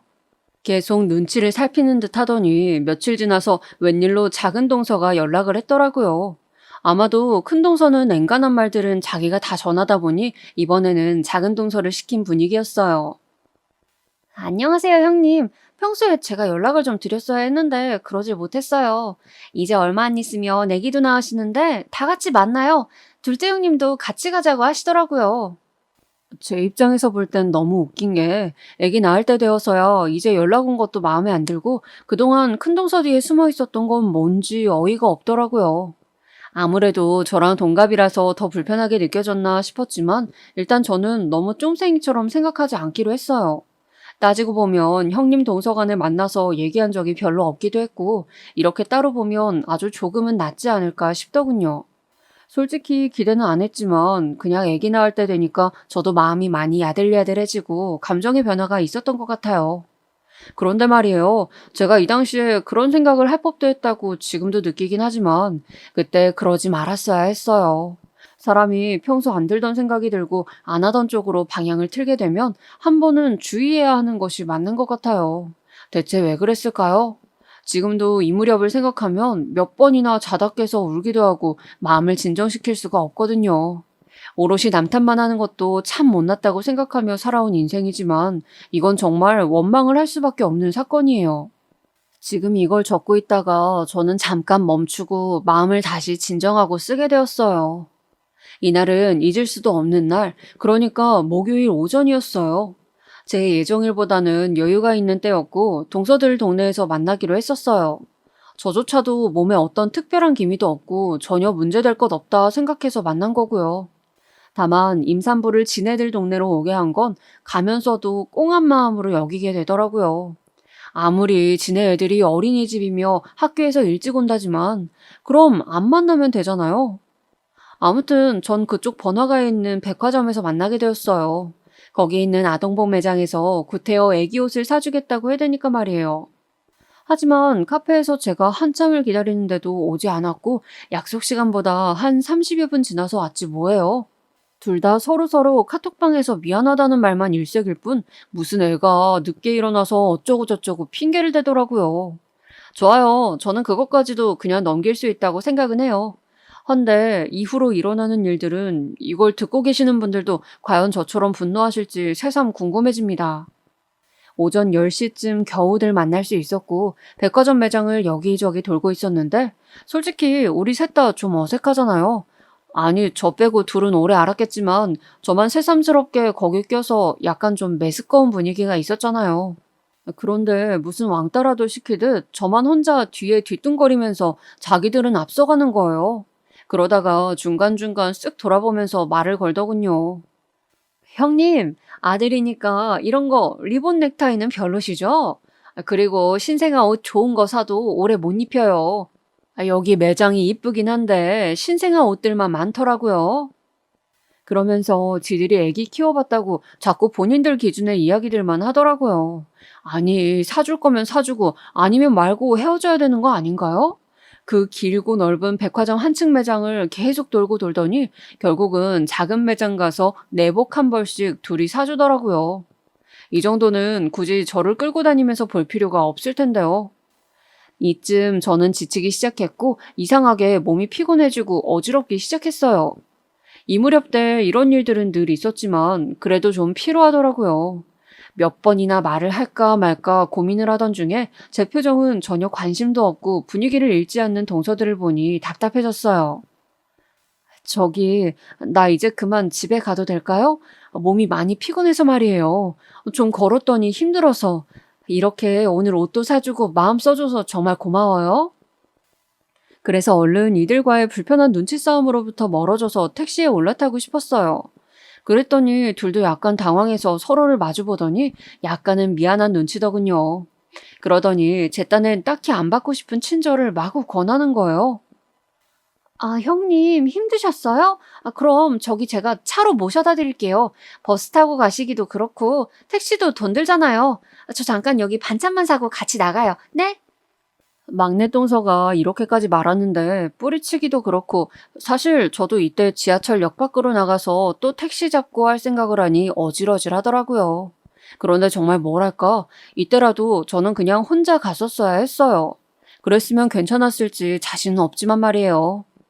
일단은 반찬만 산다던 작은 동서는 가는 길에 무슨 케이크도 사고 이 모든 과정이 10분 안팎으로 걸리긴 했다지만 저는 되게 속이 타들어갔어요. 나는 이제 여기가 어디고 내가 누군지도 헷갈릴 정도로 머릿속이 혼미한데 멈춰서서는 반찬집 아줌마한테 뭐가 맛있냐고 묻고 있는 동서를 보니 다시 속에서 불이 올라오더라고요. 그런 와중에 아래쪽이 뜨끈한 느낌이 들기 시작했는데 이거 저도 모르게 눈이 확 뜨여지는 게 느껴졌어요. 외마디 비명이 새어져 나오면서 순간적으로 겁이 나기 시작하는 거예요. 잠깐만, 저기. 이렇게 말을 막 어버버하면서 다급하게 앞서가던 동서들을 불렀어요. 양손에 저는 내복 쇼핑백을 들고 있었고 너무나 어정쩡하게 서 있는 채로 말이에요. 이 둘은 왜 그러냐고 묻더니 제 자세나 표정을 보더니 순간적으로 눈치챈 것 같더라고요. 왜 그러세요, 형님? 어머, 설마 그럼? 이들은 애들을 낳아봤으니 더 잘 알았을 것이고 저도 제가 막연하게 인터넷으로 배우고 산부인과에서 들어온 내용으로 짐작을 했어요. 지금 바로 양수가 터졌다는 사실을 말이에요. 당시 몸이 막 아파오고 진통 같은 느낌도 없었지만 아무튼 이런 감각은 처음이라 당황스러웠어요. 저는 임신도 처음이고 이렇게 대외적인 장소에서 갑작스레 양수가 터질 거란 생각을 못 해봤어요. 당장 어찌해야 할지 몰라 어버버한 저에게 동서들은 처음엔 놀랐지만 이내 이렇게 말을 하는 거예요. 저기 형님, 걱정하지 마세요. 보통 그쯤 양수 터지는 사람들이 많이 있어요. 잠깐만요. 이러면서 얼른 자기들 짐을 빠르게 챙기긴 하더라고요. 저를 안심시켜주려고 그러는 줄 알았는데 아무리 그 당시 막 급격하게 센 건 아니라지만 쥐들 딴엔 너무 여유가 있는 거예요. 나는 모든 게 처음이라 미치겠는데 말이에요. 와중에 이상하게 어지럽기도 하고 숨이 점점 가빠오는데 잠깐만 있으라더니 이것들이 어떻게 했냐면요. 들고 있는 제 짐이라도 어떻게 해주지 못할 망정 여기 있으라면서 스타벅스에 뛰어들어간 거예요. 그래놓고 제 발 바로 앞에 지들 쇼핑백을 내려두었더라고요. 진짜 미친 것들 아닙니까? 제가 훗날 이 부분을 말할 때 남편은 너무나 분노한 데다가 넋이 나가서 그런지 고개를 들지도 못하고 몸을 떨고 있었어요. 커피 사겠다고 그렇게 들어가 버린 동서들을 놔두고 저는 그만 그 여관에 있는 스타벅스 입구 앞에 미끄러지듯 주저앉았어요. 길 가는 아주머니들은 제 부른 배를 보며 낌새를 눈치채신 건지 서둘러 몇몇이 제 옆으로 뛰어들어 모이셨어요. 그 이후의 일은요. 잠깐 설명하기도 역겹고 너무 입에서 욕지기가 나와 다시 한번 제 가슴 언저리를 쓰라리게 하네요. 동서라는 것들이 후다닥 지들 커피 챙긴다고 들어가는 사이 저는 그렇게 주저앉아 버렸잖아요. 전 양수가 터지는 게 어느 정도의 일을 의미하는지 잘 몰랐는데 제 경우는 일이 그리 되려고 그렇게 힘들었나 봐요. 의식이 있는 둥 마는 둥 땀을 흘리고 뭔가가 안에서 툭 끊어진 듯한 느낌까지 들었어요. 어느 순간부터 제가 쓰러졌나 본데 이후에 제가 기운을 차리고 상황을 대강 알아듣게 된 건 병원에 있을 때였어요. 이런 저를 병원으로 데리고 온 건 그 망할 동서들도 아니고요. 무려 경찰이 나타났었다나 봐요. 그렇게 어찌저찌 병원으로 이송시켰나 보더군요. 그리고 이후의 일이란 정말 여기 다시 쓰기도 끔찍한데요. 저도 이래저래 이겨내고 살아가기 위해서는 결국 이렇게 인정을 하고 또 인정을 하긴 해야 하니까요. 동서들은 그렇게 곧 죽어도 지들 탓은 아니라고 목에 피가 나도록 외쳐대고 있어요. 어찌되었건 결론은 저는 아이를 잃었다는 것이에요. 딱 사실만 결론을 내려 이렇게 전하자면 지금도 받아들이기 힘들지만 일단 저는 그날로 유산을 하게 되었습니다. 몇 날 며칠에 이어지는 시간들은 너무나 고통스럽고 지옥 같았고 몸으로 겪은 아픔보다 제 눈앞에 받아들여야 했던 현실이 더 생사를 찢듯 아팠어요. 이쯤 되니 모든 게 다 황망스럽고 기가 막혀 친정에도 얘기를 자세히 못하겠더군요. 아이를 잃게 된 사실 정도는 겨우 말을 했으나 자세한 이야기를 하다 보면 제가 제분에 못 이겨 기절을 할 지경이었어요. 그나마 남편에게 정도야 발발 떨어가면서 사정을 털어놓았고 병원에서 얼마나 고함을 질러대며 울었는지 몰라요. 이런 사정을 겪는 산모가 저뿐 아닌 건 저도 알지만 그래도 그런 걸 생각할 겨를이 없었어요. 부인과를 넘나드는 임산부들, 그리고 적어도 아무리 힘들다지만 품에 아기는 들려서 나가는 산모들을 보니 미쳐버리겠더군요. 제 마음을 누가 알아줄까요? 누가 제 심정을 쓰다듬어 줄 수 있으며 그렇다 한들 어떻게 이 모든 걸 원점으로 돌려줄 수가 있는 걸까요? 오죽했으면 며칠 밤을 스트레스로 고함만 질러대고 몇 번을 실신하다시피 했던 제가 또 발작을 하듯 난리를 칠까봐 남편은 걱정이 됐나 봅니다. 퇴원하고 나가는 길 거의 제 눈을 가리듯 해서 훌쩍 주차장으로 데리고 나가더군요. 그럴 수밖에 없었을 거예요. 저는 그때 조수석에 타서도 한참을 울었고 남편도 운전대에 얼굴을 파묻은 채 같이 울었습니다. 저는 끓어오르는 분과 슬픔에 체할 것 같았고 남편의 잘못도 아니지만 남편의 잘못이 아예 없지도 않은 이 상황을 다 엉망으로 만들고 싶었어요. 다 네 식구들 때문이라고, 망할 네 재수씨들, 정말 그놈의 역같은 동소년들 때문이라며 이혼하자고 했어요. 집에 가면 나는 얼마간은 쉴 거야. 그리고 이혼하고 싶어. 그냥 우리 이제 더 얘기하지 말자. 오빠가 싫은 건 아닌데 오빠가 미워. 제 말에 남편은 본인도 울어서 목이 쉬어 빠진 목소리로 힘겹게 저를 붙들더군요. 안 돼, 안 돼. 그건 안 돼. 우리가 문제가 아니야. 우리 잘못이 아니야. 그런데 왜? 저 역시 이렇게 말하며 황망해하는 남편의 심정을 모르는 건 아니었어요. 사실 남편이나 저나 각각 위로받아야 마땅할 존재였으니까요.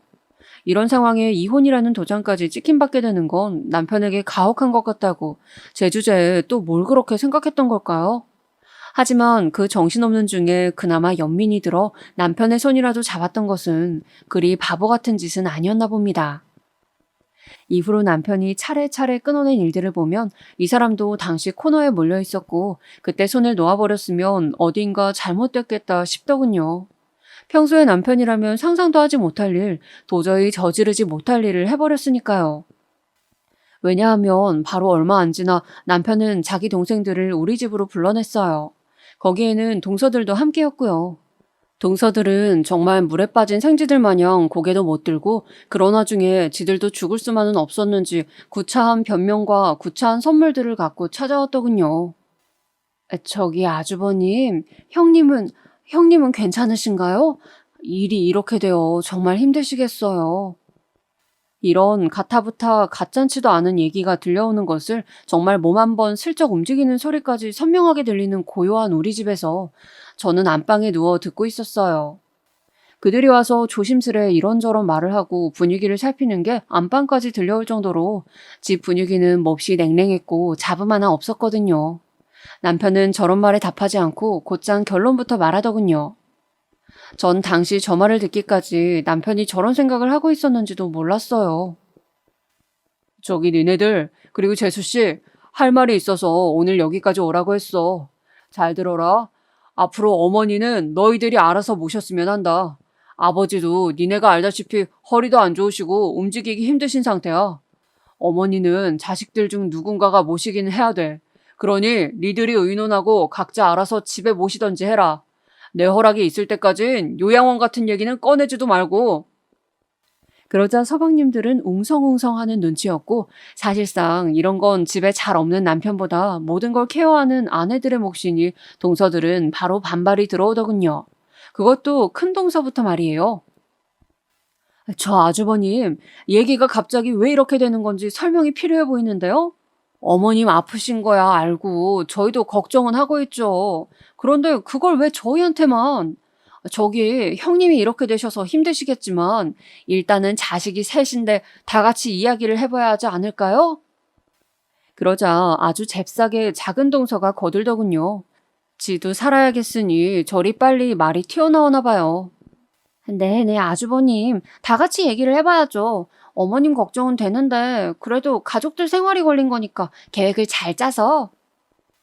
이렇게 말하고 있는 와중에 남편은 갑자기 말을 툭 잘라버렸어요.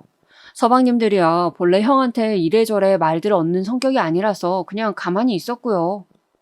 재수씨들이 알아서 하세요. 우리 집으로 어머니 보내서 저 사람이 모시게 할 때에는 뭐 제대로 상의는 했나요? 누구 의견이 필요했어요? 그리고 아시겠지만 요양원은 한동안은 안 됩니다. 당분간은 의논할 거리가 아니에요. 장훈이 장수, 니네도 잘 들어? 니들끼리 잘 얘기해서 누가 일임하던지 분담하던지 알아서 해. 그러니 슬슬 서방님들도 목소리를 내긴 하더군요. 형, 근데 갑자기 이렇게 말을 하면 일단은 알았어. 하지만 큰동서는 도저히 못 참겠던지 여기서 얘기가 이렇게 흘러가면 다시는 못 돌릴 걸 알았나 봐요. 아주버님, 이건 중요한 얘기예요. 그냥 이렇게 갑자기 결정하실 얘기가 아니잖아요. 그러자 남편은 구동 목소리로 탁탁거리면서 답하는 거예요. 여지껏 봐왔던 모습 중 낯설게 느껴질 정도로 차가운 말투였어요. 왜요? 평소에 그렇게 어머니한테 잘한다고 하시지 않았나요? 우리 어머니도 지금 저렇게 누워있는 저 사람보다는 오래 봐온 재수 씨들이랑 같이 있는 게 편하지 않겠어요? 상황이 지금 어쩔 수 없잖아요. 어머니는 점점 상태가 안 좋아지고 자식들 중 누군가는 모셔야 한단 말입니다. 그런데 우리 와이프는 지금 그럴 수가 없다고요. 안 보여요? 아직도 상황 파악이 안 돼요? 이때 순간적으로 물이라도 끼얹은 듯 정적이 흘렀고 그래도 큰동서는 여기서 지면 끝이라고 생각했는지 잘도 반격을 하더군요. 아주버님 오해가 있으신 것 같아요. 지금 감정이 많이 상하신 것 같은데 이해는 할 것 같아요. 저기 형님에게 안 좋은 일이 생기신 건 알겠지만 그건 그것대로 안타깝지만요. 이렇게 어머님 상황과 결부시켜서 결정하실 내용은 아닌 것 같아요.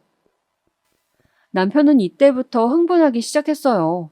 제가 나가봐야 하나 할 정도로 언성이 높아지며 걷잡을 수 없이 아주 날카로워지더군요.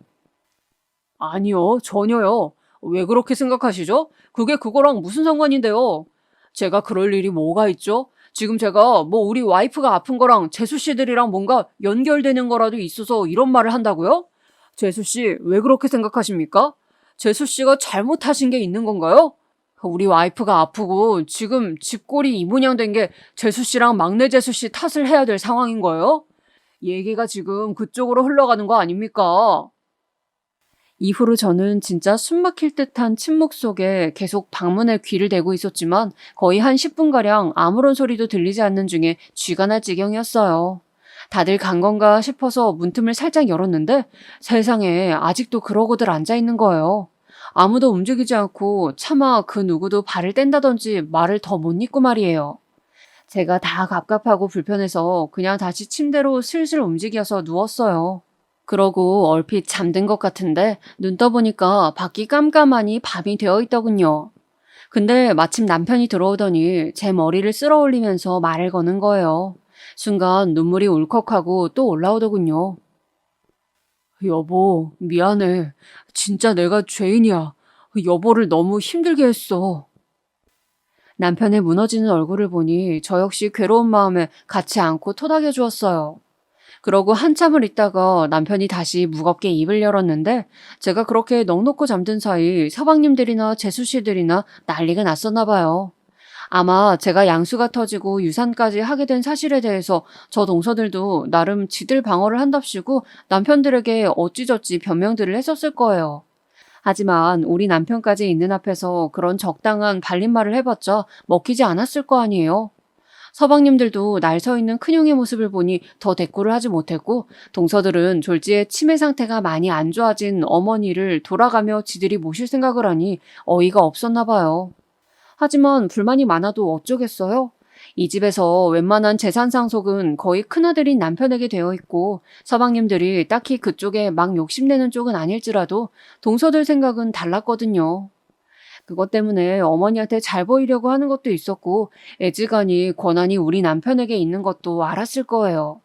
그러면서 어쩜 그 부인인 저를 그렇게 만만히 보고 하대했던 건지 정말 멍청하기 그지없는 것 같아요. 아무튼 이렇게 해서 일단 지금은 막내 동선의 어머니가 가 계신데 매일 울면서 그렇게 자기 남편한테 전화하고 난리를 치는 모양입니다. 들어보면 어머니 상태가 엄청 심각하다기보단 아무래도 애 둘을 챙기면서 치매인 시어머니 밥 챙기고 센터 모셔다 드리고 어디 몰래 나가실까 신경 써야 하니 힘든가 봐요. 그걸 큰동서한테 넘기려는데 큰동서도 만만치 않은 성격이니 미루고 미루면서 이젠 지들끼리 싸우는 팡국이고요. 그냥 저는 멀리서 강 건너 불구경이나 하고 있어요. 남편이 저한테 일생 내내 쟤네들 얼굴 안 봐도 된다고 도장을 찍은 탓에 시댁 모임도 안 가고 우리 부부끼리만 그냥 생활하며 지내고 있습니다. 이런다고 어찌저찌 풀릴 일도 아니고 지나간 상처는 돌아오지 않아요. 그저 남편과 사이에서 생긴 상처를 남편 스스로 어떻게든 가라앉히도록 노력하는 모습을 보며 저보다 더 괴로워함을 보고 그냥 그렇게 같이 치료해 나가는 중입니다. 내년이면 저도 40이 되는데 뭐가 어찌되었던 저는 참 지독하게도 희망을 놓을 수가 없네요. 예전부터 저는 결혼하면 이 사람이라고 생각했고 아기를 갖는다면 이 사람의 아기라고 생각했기에 끔찍한 일을 겪긴 했지만 일단은 버티고 있습니다. 이러나 저러나 둘이 같이 살고 노력하고 있어요. 언젠가는 좋은 소식이 있을 거라고 믿어보고 싶습니다.